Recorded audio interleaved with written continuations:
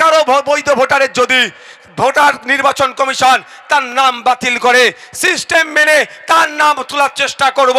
তারপরেও যদি নির্বাচন কমিশন মনে করে তার পাওয়ারের মিসইউজ করবে, আপনাদের বলে যাচ্ছি, আপনাদের এই আমাদের দলের প্রতিষ্ঠাতা পীরজাদা আব্বাস সিদ্দিকী ভাইজানের সাথে, বড় ভাইজানের সাথে কালকে রাতেই আমার কথা হয়েছে।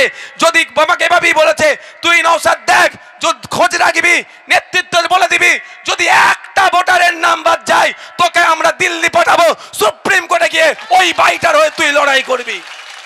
আমাদের পাওয়ার, আমাদের দলের প্রতিষ্ঠাতা প্রাণ পুরুষ টিকে ভাষাই বলেছে, সেই আমার মতুয়া হতে পারে, আমার দলিত হতে পারে, আমার আদিবাসী হতে পারে, আমার নমশূদ্র হতে পারে, আমার হিন্দু হতে পারে, আমার মুসলমান হতে পারে, দেখার দরকার নাই। পশ্চিম বাংলার কোন বৈধ ভোটারের নাম যদি বাদ যায়, তুই দিল্লি গিয়ে যেমন ওবিসি নিয়ে লড়াই করছিস, ওয়াকফ নিয়ে লড়াই করছিস, সিএন সময় লড়াই করেছিস, একইভাবে দিল্লি গিয়ে মামলা করবি, এদের জবাব তোকে দিতে হবে।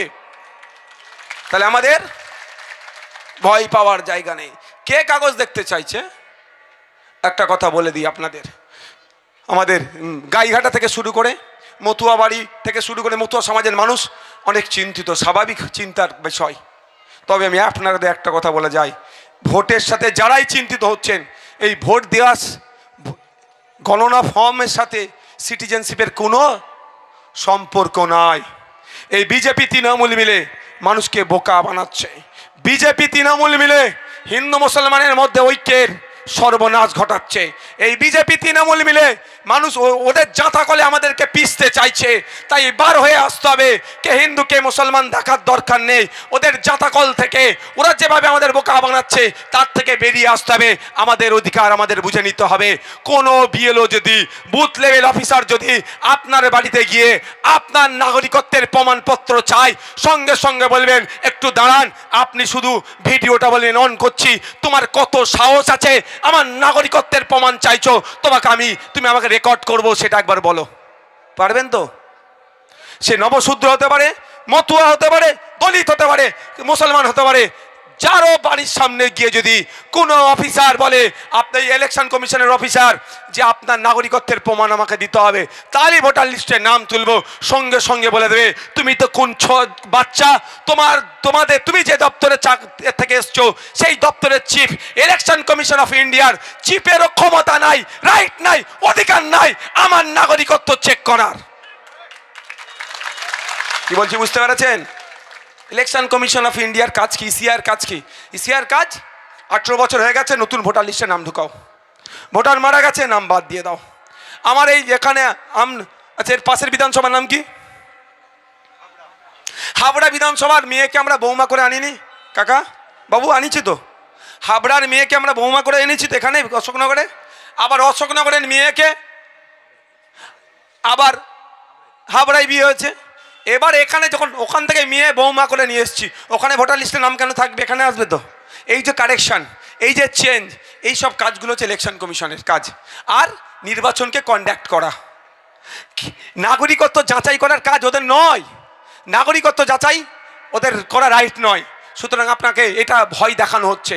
কেন ভয় দেখাচ্ছে? কেন আমি বলছি, দায়িত্বহীন ভাষাই বলছি, এই মতুয়া সমাজের রাজনৈতিক কিছু কারবারিরা আছে, মতুয়া সমাজকে তারা কন্ট্রোল করতে চাইছে, তাতে আমার কোনো বক্তব্য নাই। কিন্তু মতুয়া সমাজের মানুষকে বিপদে ফেলছে ওই রাজনৈতিক কারবারিগুলো। ওরা ওদের ক্ষমতায় টিকে থাকার জন্য, এমপি এমএলএ হওয়ার জন্য, মন্ত্রী হওয়ার জন্য পুরো মতুয়া সমাজকে তারা আজকে বিভ্রান্তের মধ্যে ফেলছে। শুনছিলাম কে বলছে যদি নাম কাটা যায় 2-4 বার ভোট দিতে পারবেন না, তারপরে সিএর মাধ্যমে আবার ঢুকে যাবে। কেন বলতে পারছে না? তুমি কেন্দ্রীয় মন্ত্রী, তোমার বলার দরকার একটা মতুয়ার নাম কাটতে দেবো না আমরা। এটা বলার দরকার নয়, এটা বলার দরকার ছিল। তার পরিবর্তে কি বলছে? সিএর মাধ্যমে তোমার নাম ঢুকিয়ে নিয়ে হবে। যারা মতুয়া সমাজের মানুষ আছেন, আমার ভিডিওটা শুনছেন, আমি বলবো ওই রাজনৈতিক কারবারিদের পাল্লাই পড়বেন না। ভাত ভিত দুটোই আপনাদের যাবে। কারণ সিএর বলা হচ্ছে কি, ধর্মীয় কারণে উৎপীড়ন হয়ে আসলে তাকেই নাগরিকত্ব দেওয়া হবে। এবারে বলুন আমার মতুয়া ভাইরা, আমি সত্য মিথ্যা আমি বলার প্রয়োজন নেই, আপনি যে ধর্মীয় কারণে উৎপীড়ন হয়ে এসছেন, এটা কি শান্তনু ঠাকুর ঠিক করে দেবে? এটা কি মমতা বালা ঠাকুর ঠিক করে দেবে? এটা তো নয়, কাগজ হবে। আছে তো আপনার কাছে, কেন ওদের পাল্লায় পরে আপনি সিএ এর জন্য অ্যাপ্লাই করবেন? অলরেডি আপনি দেশের নাগরিক, ভোট দিচ্ছেন, সরকারি চাকরি করছেন, সরকারি বাসের ফ্যাসিলিটি দিচ্ছেন, সরকারি স্কুলে চাকরি করছেন, সরকারি স্বাস্থ্যকেন্দ্রের পরিষেবা নিচ্ছেন। যদিও সরকারি শিক্ষা ব্যবস্থা স্বাস্থ্য ব্যবস্থা ধ্বংস হয়ে গেছে, তারপর আমি বলছি, তো আপনি আর আমি দুজনই ভাই ভাই, দুজনই দেশের নাগরিক। সেই আমরা যখন রাইট আছে, তারপরে ওদের পাল্লাই পড়ে কেন ও আপনাকে কি করছে? গোমরাহ বানাচ্ছে। ও আপনাকে ভুল বুঝিয়ে শুধু এই জন্যই ভুল বোঝাচ্ছে কি, কেউ রাজ্যসভার এমপি হবে তো কেউ লোকসভার এমপি হওয়ার জন্য। আর আপনার আমার গরিব সাদাসিধে সরল সহজ মতুয়া ভাইগুলোর কি হচ্ছে? আতঙ্কিত হচ্ছে। তাই আমি এখানে এসে বলে যাই, এবার বলুন, সিএ অ্যাপ্লিকেশনে শুনছি নাকি 800 টাকায় নাগরিকত্ব বিক্রি হচ্ছে আর 20 টাকায় ফর্ম। খারাপ লাগছে আমার, পেপারে বেরিয়েছে 800 টাকায় নাগরিকত্ব বিক্রি হচ্ছে আর 20 টাকায় ফর্ম ফিল আপ। বুঝতে পারছেন? পুরো বুকা বানাচ্ছে। ঐক্যবদ্ধ হন, মতুয়া সমাজ ঐক্যবদ্ধ হন, নশূদ্র সমাজ ঐক্যবদ্ধ হন, দলিত সমাজ ঐক্যবদ্ধ হন।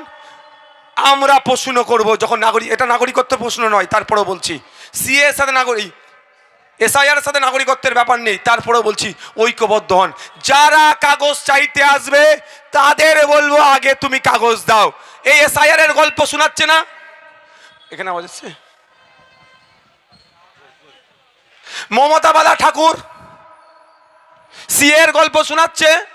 যদি শোনাই শান্তনু ঠাকুর, সুব্রত ঠাকুর মহাশয়, তাদেরকে সম্মান দিই ঠাকুর পরিবারের সন্তান হিসাবে, তাদেরকে আমি সম্মানে একটুও ত্রুটি রাখবো না। কারণ হরিচাঁদ ঠাকুর, গুরুচাঁদ ঠাকুরের যে অবদান মতুয়া সমাজের জন্য, সেই অবদানকে সামনে রেখে আমি সেই পরিবার, তার হরিচাঁদ ঠাকুর, গুরুচাঁদ ঠাকুরের রক্ত তাদের গায়ে বইছে, সেই জায়গায় আমি তাদেরকে একটু অসম্মান করব না।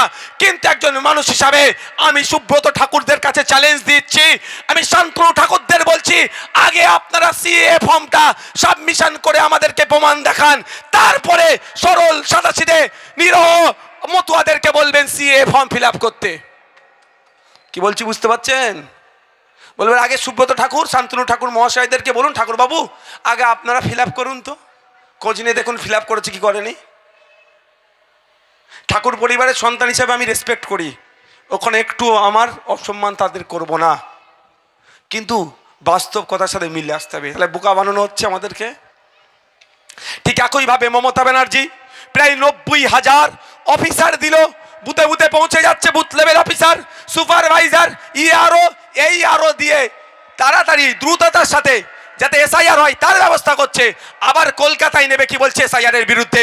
আমি একটা বলতে চাই, এতক্ষণ হয়তো মমতা ব্যানার্জির বাড়িতে এই গণনা ফর্ম পৌঁছে গিয়েছে, মমতা ব্যানার্জি মিডিয়া ডেকে, অভিষেক ব্যানার্জি মিডিয়া ডেকে গণনা ফর্ম আগে ছিঁড়ে ফেলুক, তারপরে নওশাদ সিদ্দিকী এসআইআর এর বিরুদ্ধে নামবে।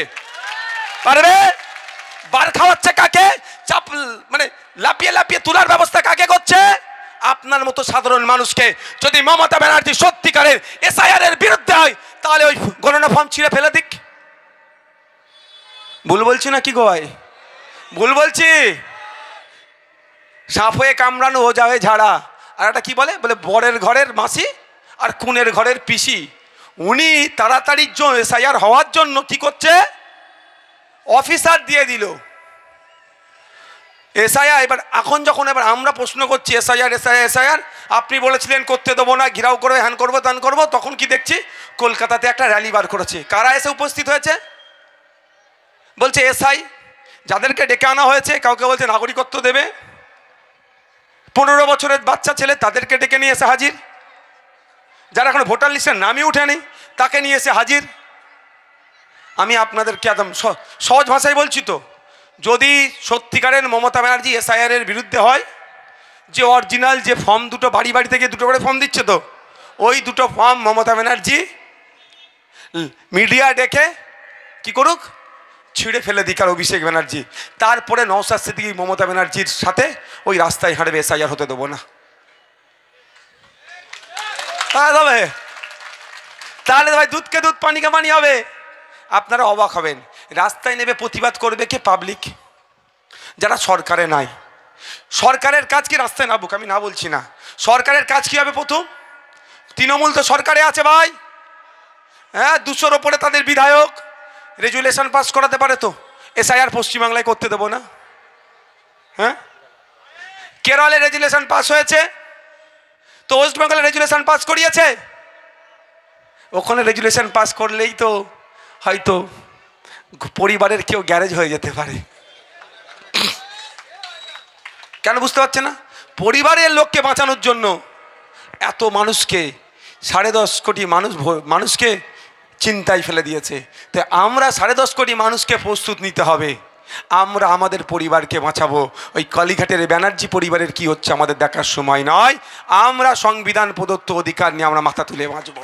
কারো দয়াতে না, মোদিজির দয়াতে না, মমতা ব্যানার্জির দয়াতে আমরা ভারতবর্ষে আছি। আমরা আমাদের পূর্বপুরুষের লড়াই করে ব্রিটিশদের তাড়িয়েছি, ব্রিটিশদের তাড়িয়ে আমরা এখানে আছি। এটা মাথায় থাকবে তো? আর কেউ আমাকে খেতে দিচ্ছে না। এই লক্ষ্মীর ভাণ্ডার এসব যে গল্প শোনাচ্ছে, মোদিজিও টাকা পাঠাচ্ছে না নিজের ঘাট থেকে। আর নামটা কি? মমতা ব্যানার্জি।